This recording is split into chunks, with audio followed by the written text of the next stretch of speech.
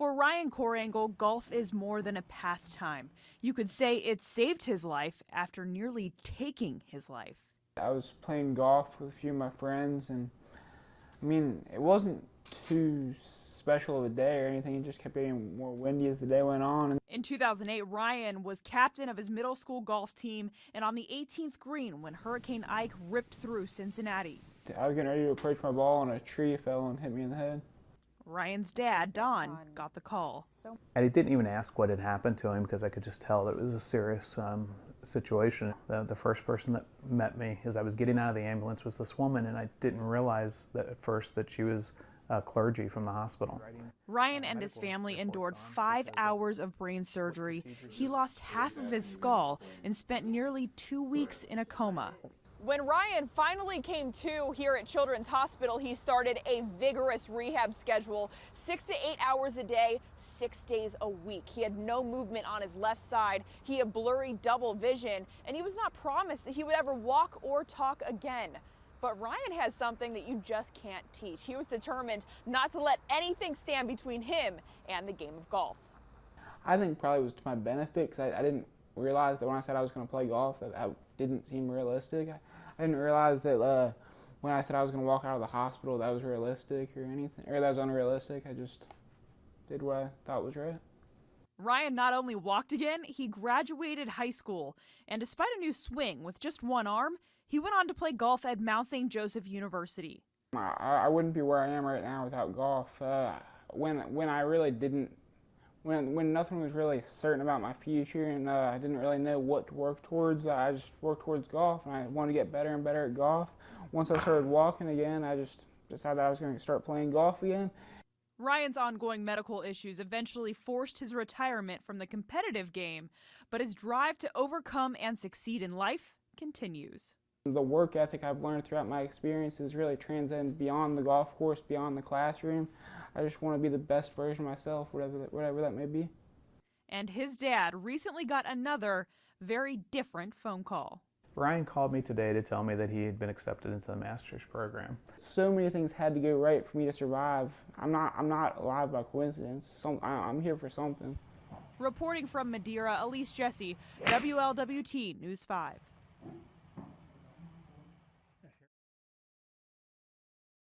Not all coaches are like Vince Lombardi, and I find answers and inspiration through all sorts of different avenues. Paul Alexander is not your average NFL coach. Through 2 decades with the Cincinnati Bengals, Alexander has turned young, raw talent into Pro Bowl caliber offensive linemen. But Alexander is more than a coach. As I found out, he's a man of many layers. Piano is one of his big things, the music, the symphony and orchestra and those kind of things. And so, those, and they also relate to football in different aspects, but he's very into those kind of things.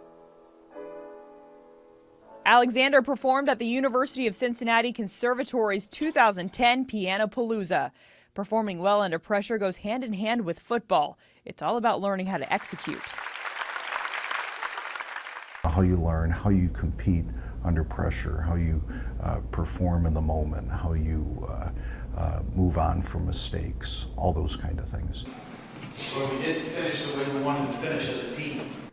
On average, Marvin Lewis's coaching staff works 80 hours per week during the season. It's long days and missed holidays, but often you'll find that in this business, coaching is more than a job or a career. It's their life passion. My sole professional job on earth is to make great players. Coaching, in my view, is not about my own ego or about anything other than that. I'm not in a performance, I'm not on parade. I am in the background helping people become their best. That's what I love about it. If you know Paul, you know he doesn't get much sleep. He makes game plans, coaches, plays the piano, and he's an author, something he doesn't typically broadcast. I have not read his book, but I know it's out there. Did you know that he was an author? No, I know that. Players don't have to read Alexander's book to know what he's all about. He's as straightforward as they come.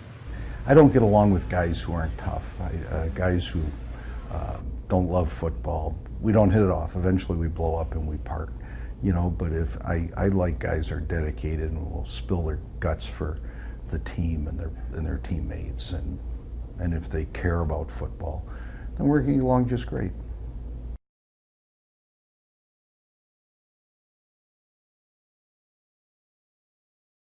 Dr. Kendall Hansen, the owner of Fast and Accurate, became interested in horse racing back in the 1980s. He also told me that he used to run track himself and lives vicariously through his horses. And this guy was just too good looking not to buy. But not cheap. Fast and Accurate is valued at $1.1 million. After he won the Spiral Stakes, he became Dr. Hansen's second Kentucky Derby starter, which is a rarity. You could go your whole lifetime and never have one in the Derby. So to have him and his father in the Derby just blows me away. I'm very lucky. I'm either very lucky or I have a really good bloodline. A good bloodline and a fat wallet. Dr. Hansen missed the Derby entry deadline, and that's going to cost him a pretty penny. We missed a deadline just by 4 or 5 days after winning the Spiral, and I paid $200,000 to run in the Derby. So I'm trying not to think about it. The money I won from winning the race just passes through my hands back over to Churchill. If I think about $200,000 to be in a race, it's insanity. But for one chance to be in the Derby, it's worth it. It really is. Well, we all know that Dr. Hansen has one of the biggest personalities in horse racing, but he told me this year he's going to tone it down a little bit. He told me he's not even bringing his lucky underwear to the Derby this year. From trackside at Churchill Downs, Elise Jesse, WLWT News 5 Sports.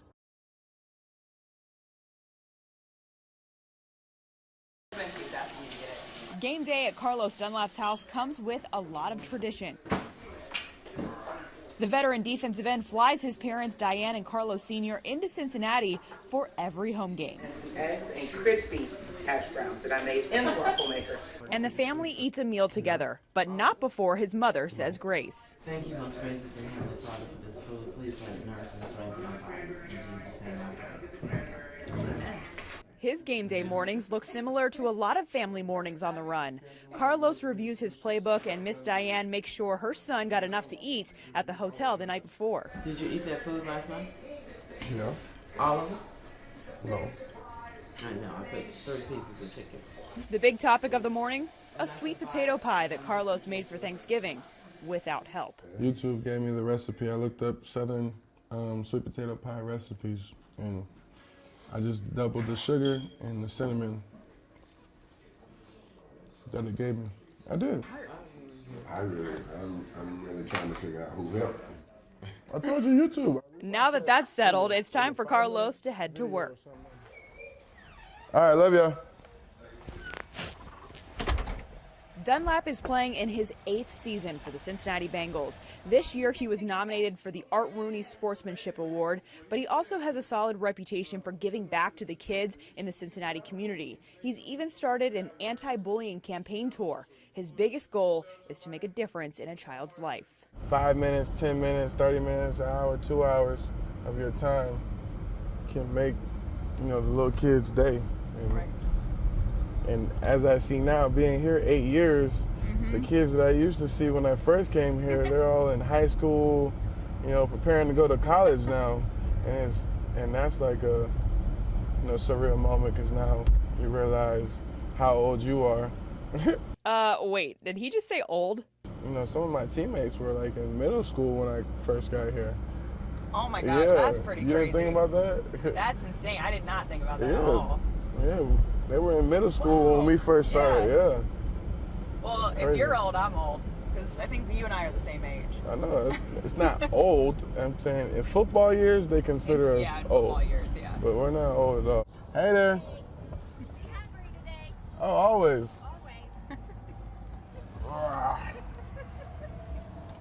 Appreciate y'all. No matter his age, Carlos is still torturing quarterbacks at a high level. And in less than a few hours, his job is to take down Big Ben. Just drop off. Go ahead and turn it off for me.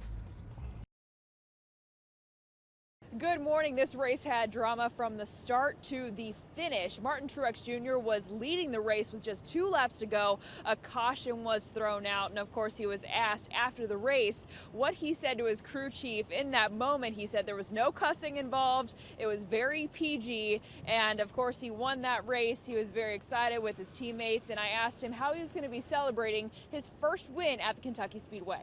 I'm going to start here after I do all my interviews and just hang out with the guys.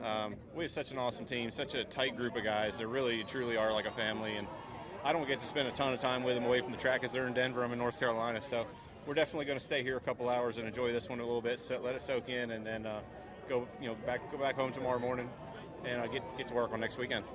Martin Truex Jr. joins a very exclusive circle of drivers who have won the Quaker State 400. Brad Keselowski won it 3 times, Kyle Busch has won it twice, Matt Kenseth has won it 1 time, and Truex Jr., you can add his name to the list as well. Reporting from Sparta, Elise Jesse, WLWT News 5.